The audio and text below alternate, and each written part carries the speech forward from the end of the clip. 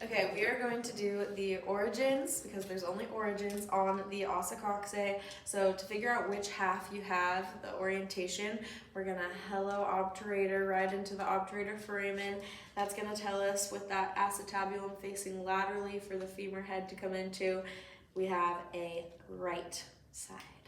So, starting off with the posterior side of the ilium, this bone up here, we have the gluteus maximus, which is going to originate on the posterior ilium to the posterior gluteal line, and then it also originates on the sacrum, on the coccyx, and passes through that sacrotuberous ligament.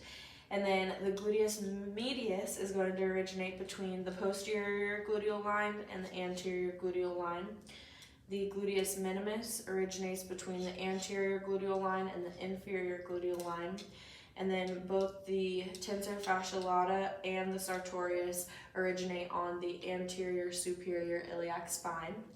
And then going into our P-go-go cues, we have the piriformis here, which is going to originate on the anterior sacrum, as well as the sacrotuberous ligament.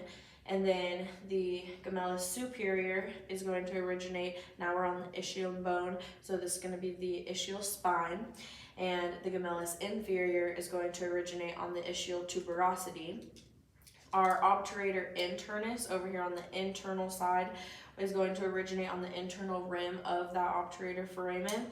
And then our obturator externus is going to originate on the external rim of our obturator foramen. And last one, Q, is going to, our quadratus femoris is going to originate on the lateral side of this ischial tuberosity. On the actual ischial tuberosity, we also have the long head of the biceps femoris and the semitendinosus and the semimembranosus originating here. And going back up here, we have our quadratus femoris, which is going to have two spots here. It originates on the anterior inferior iliac spine and then just superior to the acetabulum.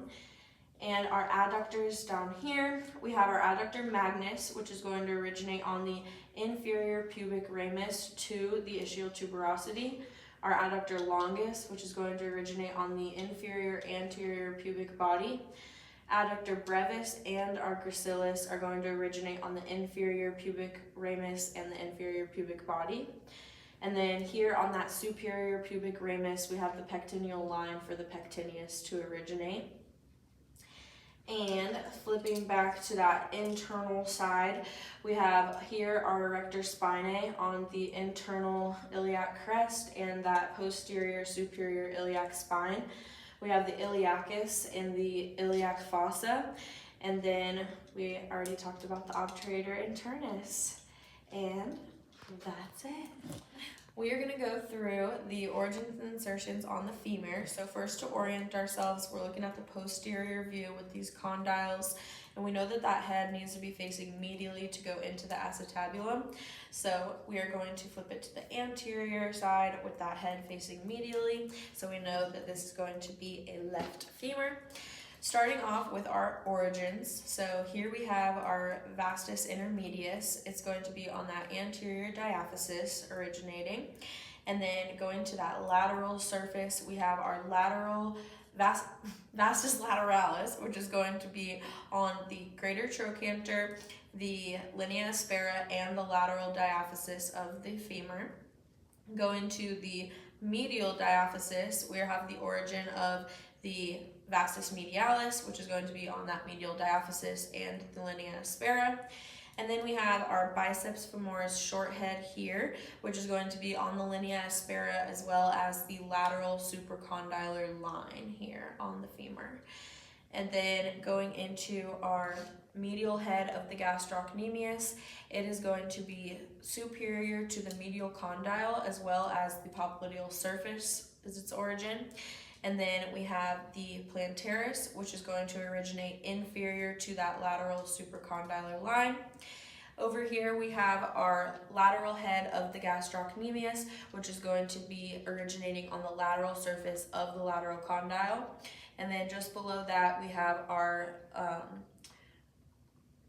popliteus, which is going to be originating here on the lateral epicondyle. Going into our insertions on the femur, we have here on that posterior side, all on that linea aspera, we have first off our adductor magnus, which is going to be this real long one that skips and then reinserts down here. So it's the whole linea aspera, and then we have the medial supracondylar ridge, medial supracondylar ridge, and the adductor tubercle. And then we have the adductor brevis, which is going to be on that superior linea aspera as well as inferior to the pectineal line. And then we have adductor longus, which is going to be on that central linea aspera here. Going back up to our gluteus maximus, we have that inserting on the gluteal tuberosity as one of its insertions. The other one's going to be on the tibia. And then here we have our quadratus femoris, which is going to be inserting on the quadrate tubercle of the intertrochanteric crest here on the posterior side. On that lesser trochanter, we have our psoas major and our iliacus inserting. And then here on that greater trochanter, so on our anterior greater trochanter, we have our gluteus minimus insertion. On our anterior lateral greater trochanter, we have our gluteus medius insertion. And on that superior greater trochanter, we have our piriformis. And then on that medial surface of our greater trochanter, we have our gemellus superior, gemellus inferior, and our obturator internus insertion. And then on our trochanteric fossa, we have our obturator externus insertion. And I believe that is everything on the femur. All right, we're gonna go over the origins and insertions on the tibia. So first, to orient yourself, you want this knobby end, that medial malleolus, to be facing medially, and then your tibial tuberosity to be facing anterior. So we know that this is going to be our left tibia. So first off, starting off with our origins, we'll flip here. We have our tibialis anterior, which is going to be on the superior lateral surface of the tibia. We have our tibialis posterior on the lateral surface of the tibia.